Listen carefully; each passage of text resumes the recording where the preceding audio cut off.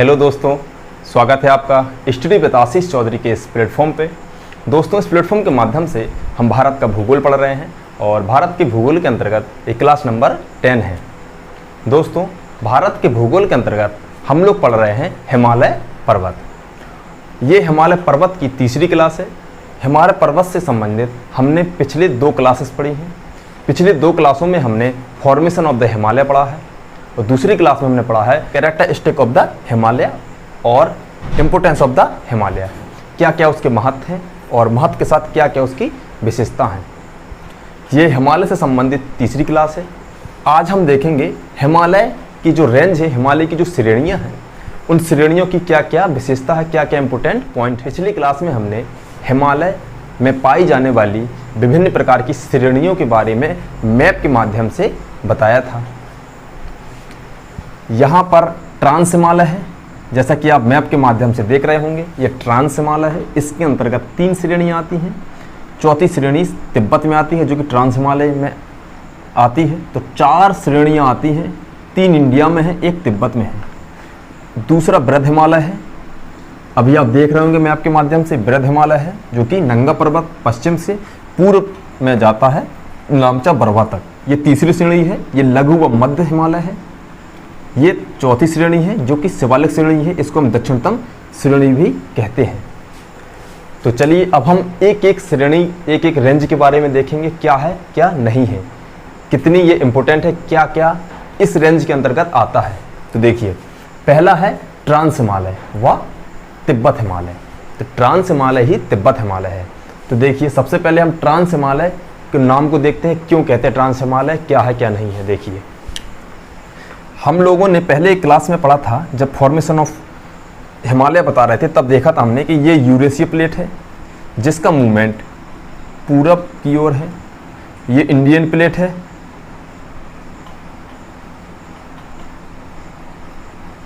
जिसका मूवमेंट उत्तर पूरब की ओर है। बीच में टेथिस सागर था। जब इंडियन प्लेट यूरेशिया प्लेट से टकराती है तो तीन पर्वत श्रेणियों का निर्माण होता है। पहली और सबसे ऊंची पर्वत श्रेणी है, उसको कहते हैं बृहद। दूसरी को कहते हैं हम लघु व मध्य। तीसरी को कहते हैं हम शिवालिक या वाह हिमालय।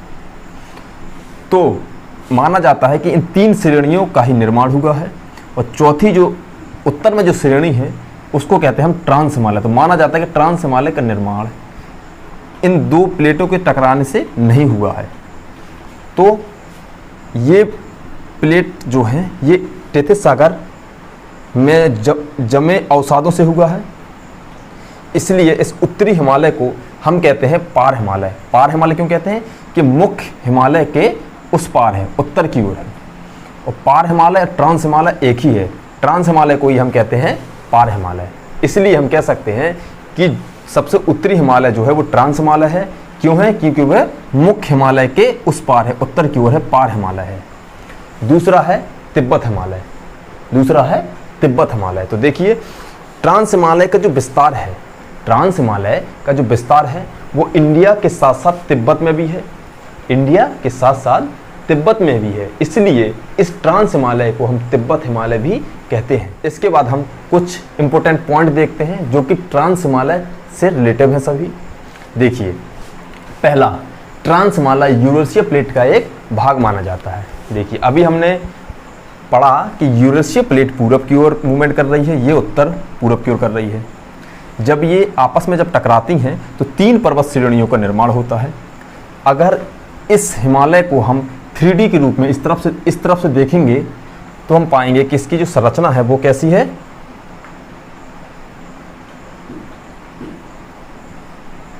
इसकी जो संरचना है वो इस तरह से है।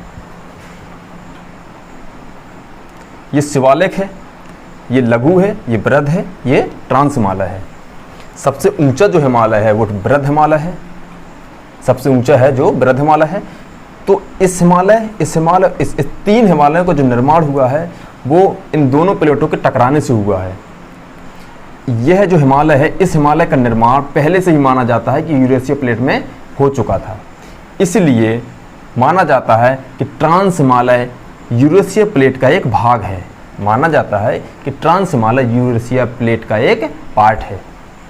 दूसरा देखते हैं, ट्रांस हिमालय का निर्माण। ट्रांस हिमालय का निर्माण हिमालय के पहले ही हो चुका था।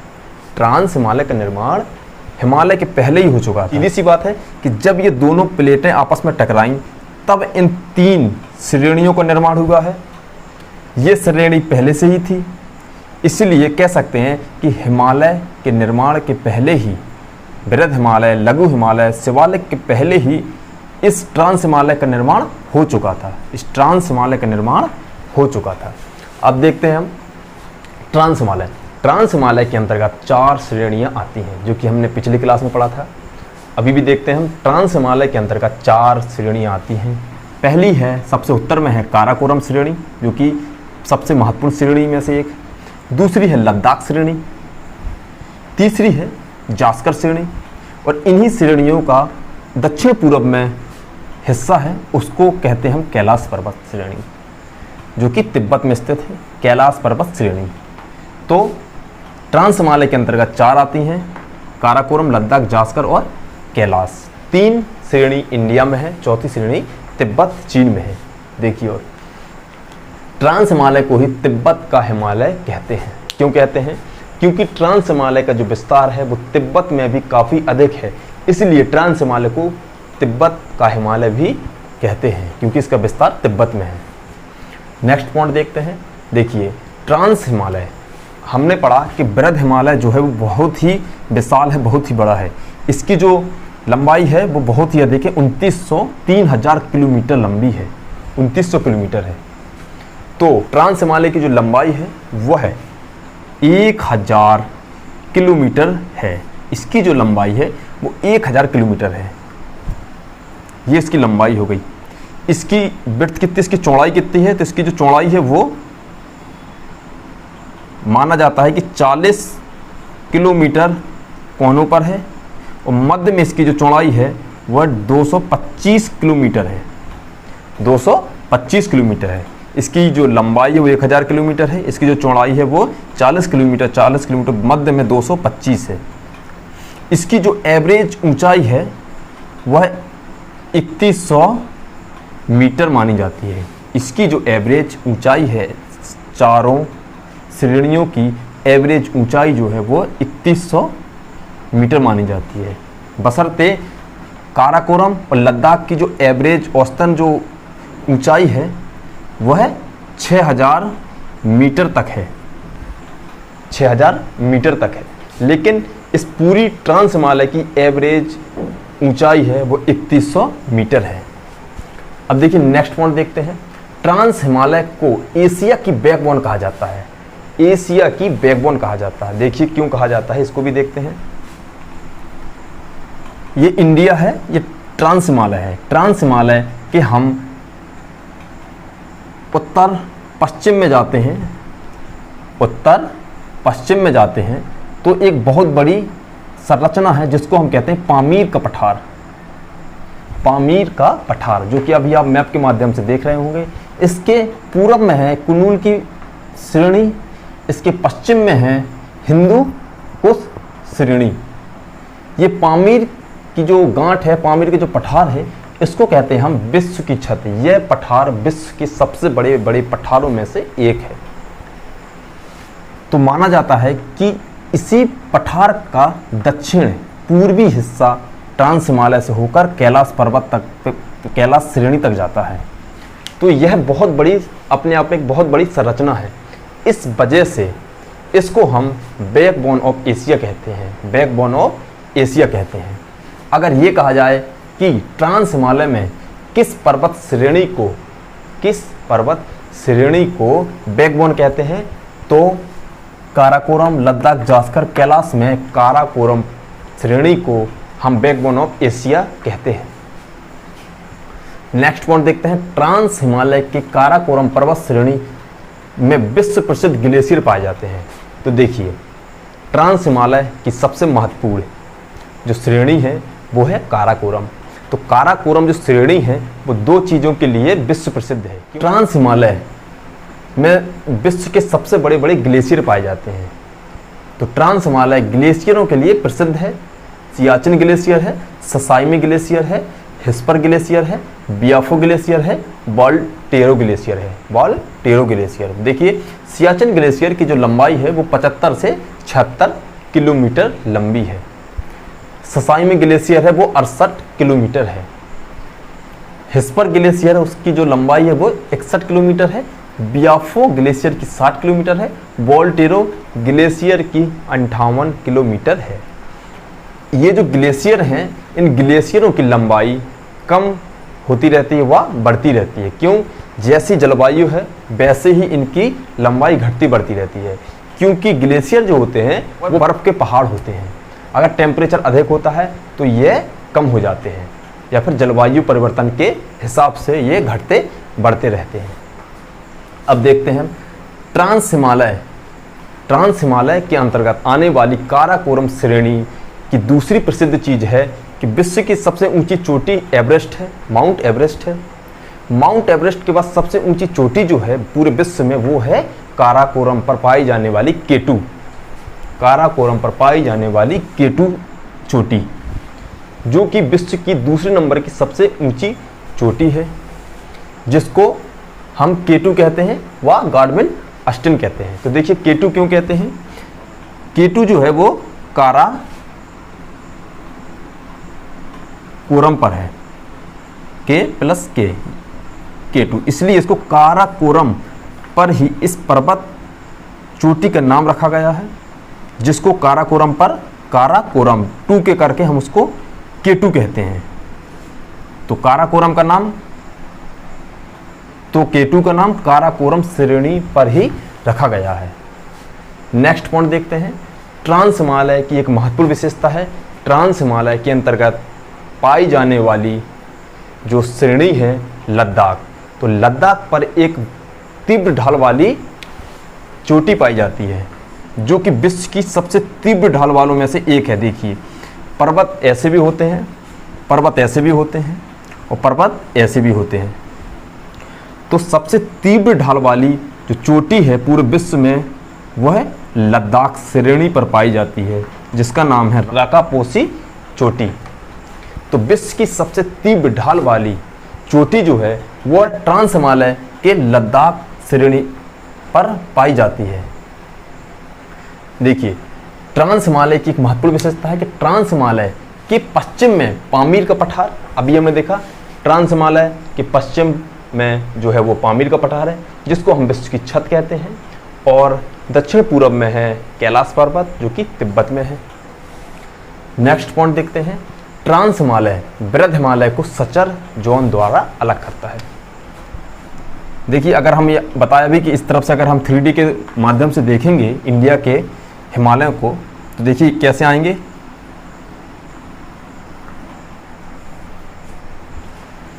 तो देखिए ये है शिवालिक, ये है मध्य व लघु, ये है वृहद हिमालय, ये है ट्रांस हिमालय।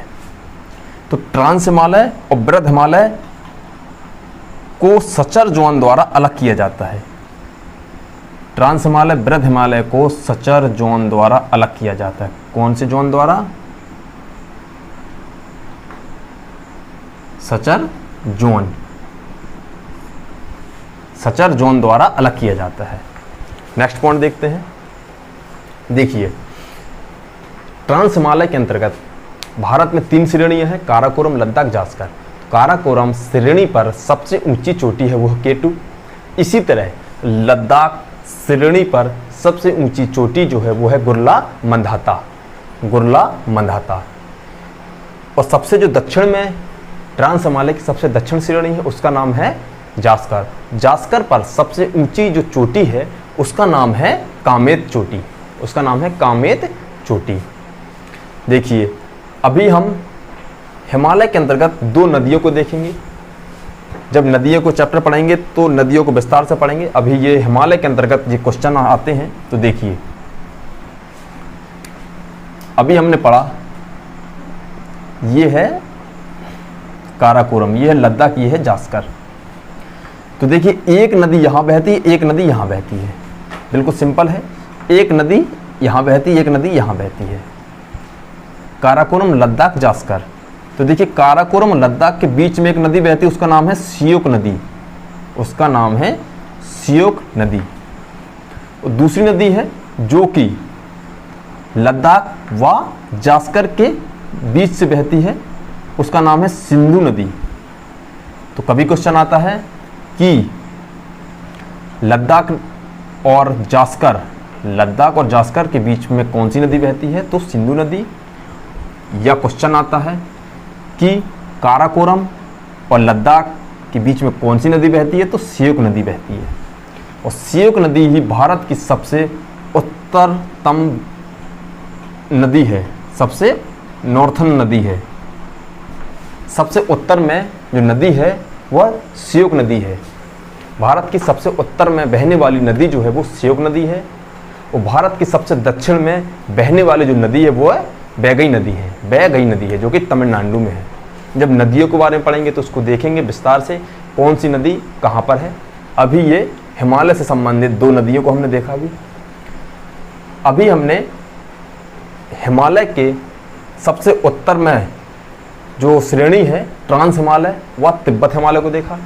अब हम देखेंगे बृहद हिमालय को जो कि ट्रांस हिमालय के दक्षिण में है व मध्य व लघु हिमालय के उत्तर में है। हिमालय के अंतर्गत दूसरी श्रेणी है बृहद हिमालय, महान हिमालय, हिमाद्री हिमालय, सर्वोच्च हिमालय। सबसे पहले हम इस हिमालय श्रेणी के नामों के बारे में देखें। पहला नाम है बृहद हिमालय व महान हिमालय। इसको बृहद हिमालय और महान हिमालय क्यों कहते हैं, तो देखिए ये जो हिमालय की जो बड़ी संरचना है यहाँ से लेके ये पूरी आती है, इसमें 4 बड़ी बड़ी श्रेणियाँ हैं। इन 4 बड़ी बड़ी श्रेणियों में सबसे लंबी जो श्रेणी है वह कौन सी है, बृहद हिमालय, इसलिए हम इसको कहते हैं महान। तो चारों श्रेणियों में सबसे लंबी और सबसे बड़ी जो रेंज है वो है बृहद हिमालय। इसको हम दूसरे नाम से बुलाते हैं हिमाद्री हिमालय। हिमाद्री हिमालय इसको इसलिए बुलाते हैं क्योंकि यह इतनी अधिक ऊंचाई पर है कि इस श्रेणी पर हमेशा बर्फ ढकी हुई होती है, इस पर हमेशा बर्फ ढकी हुई होती है, इसलिए इसको हम बोलते हैं हिमाद्री हिमालय। तीसरा इसका नाम है सर्वोच्च हिमालय। विश्व के बड़े बड़े जो चोटियां हैं और इसकी जो ऊंचाई एवरेज है वो बहुत ही अधिक है, इसलिए इसको हम बोलते हैं सर्वोच्च हिमालय, क्योंकि इसमें विश्व की बड़ी बड़ी चोटियां पाई जाती हैं और इसका जो एवरेज है ऊंचाई का पूरी श्रेणी का बहुत ही अधिक है। किसी भी श्रेणी का इतना अधिक एवरेज नहीं है। हिमालय की दूसरी श्रेणी के नामों के बारे में देखा। अब हम देखते हैं हिमालय की दूसरी श्रेणी बृहद हिमालय, महान हिमालय, हिमाद्री हिमालय, सर्वोच्च हिमालय के कुछ इंपॉर्टेंट पॉइंट हैं, उसको देखते हैं हम। देखिए, पहला, बृहद हिमालय की लंबाई 2500 किलोमीटर व चौड़ाई 25 किलोमीटर व ऊंचाई 6100 मीटर है। देखिए बृहद हिमालय, अभी आप मैप के माध्यम से देख रहे हैं, ये बृहद हिमालय है। देखिए बृहद हिमालय नंगा पर्वत, पश्चिम के नंगा पर्वत से जाती हुई नेपाल, सिक्किम, भूटान, अरुणाचल प्रदेश और तिब्बत में पाया जाने वाला नामचा पर्वत से दक्षिण की ओर मुड़ जाती है। इसकी जो लंबाई है वह 2500 किलोमीटर है। इसकी जो चौड़ाई है बहुत ही कम है। क्यों? क्योंकि इस श्रेणी में, इस रेंज में कोई गैप नहीं पाया जाता। ये श्रेणी जो है वो एकदम यूनिफॉर्म रूप से चलती है, इसमें बीच बीच में गैप नहीं पाए जाते हैं। जैसे कि लघु में और शिवालिक में बीच बीच में कटा छटा हुआ है। कटा छटा का मतलब है गैप है बीच में, लेकिन इस श्रेणी में कोई भी गैप नहीं है, इसलिए इसकी जो चौड़ाई है वो 25 किलोमीटर ही है। इसकी जो एवरेज ऊंचाई है वो 6100 मीटर है। 6100 मीटर है। ये नंगा पर्वत से पूर्व में नामचा पर्वत तक है। नामचा पर्वत कहाँ पर है? नामचा पर्वत तिब्बत में है।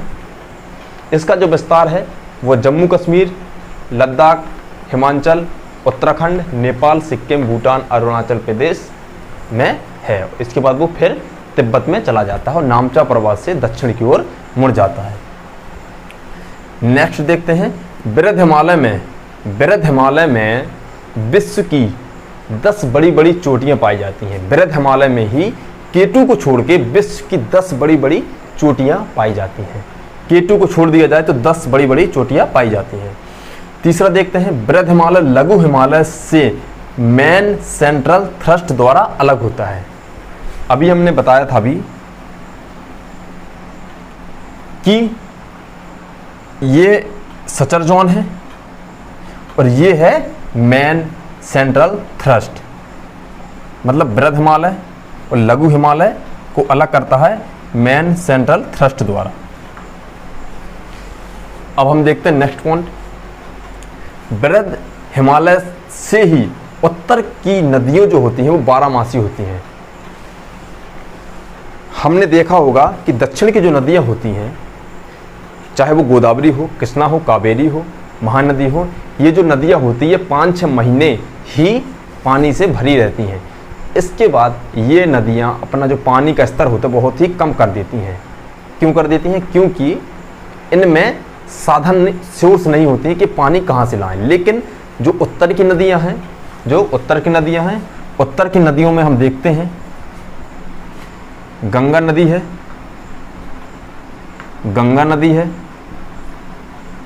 ब्रह्मपुत्र नदी है, यमुना नदी है, सिंधु नदी है और भी कई नदियां हैं। ये नदियां, सभी नदियां 12 महीने ही पानी का जो स्तर होता है वो दक्षिण की नदियों की अपेक्षा कम नहीं रहता बल्कि ज़्यादा ही रहता है। क्योंकि ये उत्तर की नदियां जुड़ी हुई हैं किससे? हिमालय से। किस हिमालय से? बृहद हिमालय से, हिमाद्री हिमालय, सर्वोच्च हिमालय से। और सर्वोच्च बृहद हिमालयों में पाई जाती है बर्फ ही बर्फ, जो कि पिघलती रहती हैं और नदियों के स्तर को बढ़ाती रहती हैं, इसलिए उत्तर की 12मासी नदियां कहलाती हैं। क्यों कहलाती हैं? हिमालय की वजह से। नेक्स्ट पॉइंट देखते हैं, बृहद हिमालय में ही पाए जाने वाले ग्लेशियर। देखिए, बृहद हिमालय में भी कुछ ग्लेशियर पाए जाते हैं। अभी हमने ट्रांस हिमालय के अंतर्गत ग्लेशियरों को देखा, इसी तरह बृहद हिमालय में भी कुछ ग्लेशियर पाए जाते हैं जो कि इतने बड़े तो नहीं हैं लेकिन काफ़ी हद तक वो बड़े हैं और काफ़ी हद तक वो प्रसिद्ध हैं। देखिए गंगोत्री हिमालय, देखिए गंगोत्री ग्लेशियर जहाँ से गंगा निकली है, यमुनोत्री जहाँ से निकली है यमुना नदी, जैमू ग्लेशियर जो कि सिक्किम में है जहाँ से निकली है तिस्ता नदी। और भी छोटे बड़े कई ग्लेशियर हैं।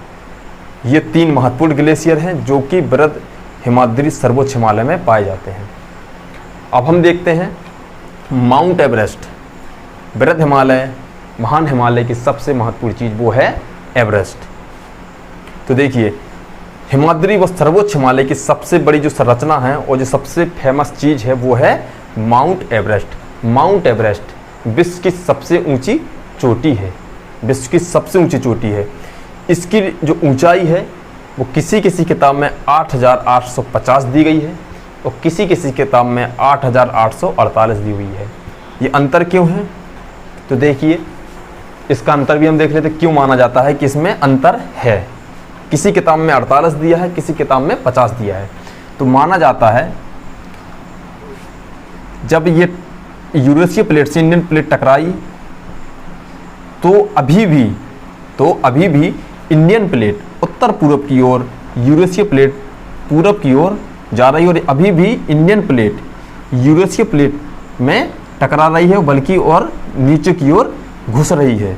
इस वजह से इस हिमालय की जो चोटियां हैं वो बढ़ रही हैं।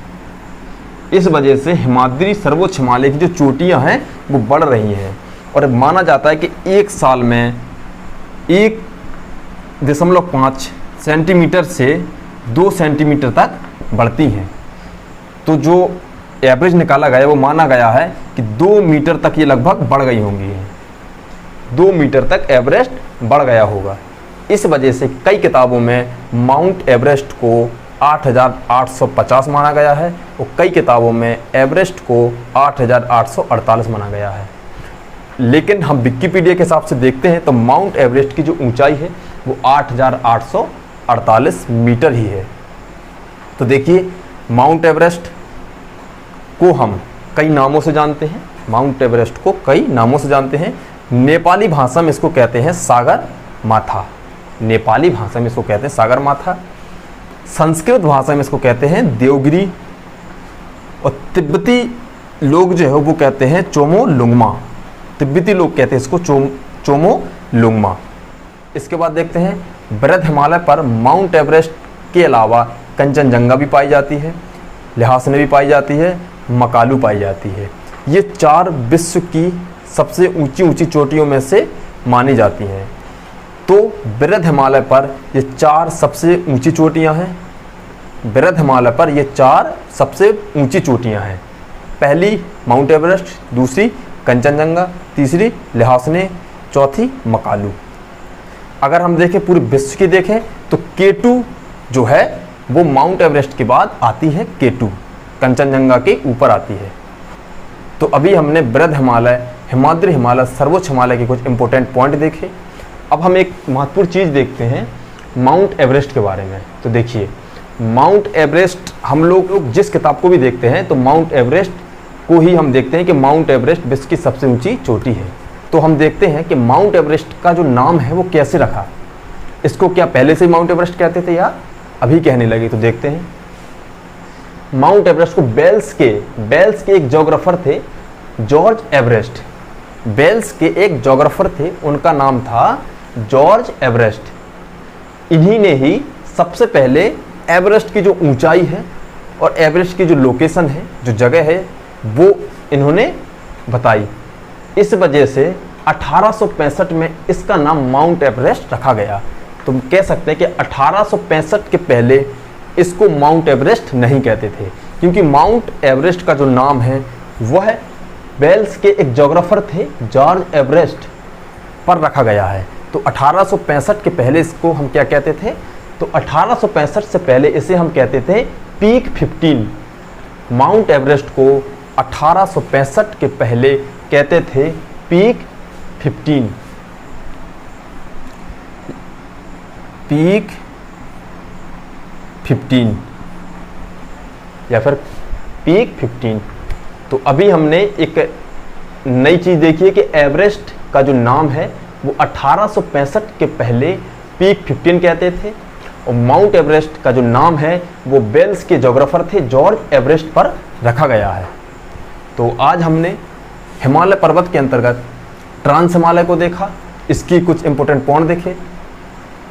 इसके अलावा हमने बृहद हिमालय को देखा और बृहद हिमालय के कुछ इंपॉर्टेंट पॉइंटों को देखा, उसके चोटियों को देखा, और हमने एवरेस्ट के कुछ 1-2 फैक्टों को देखा जो कि एग्जाम की दृष्टि में काफ़ी इंपॉर्टेंट है।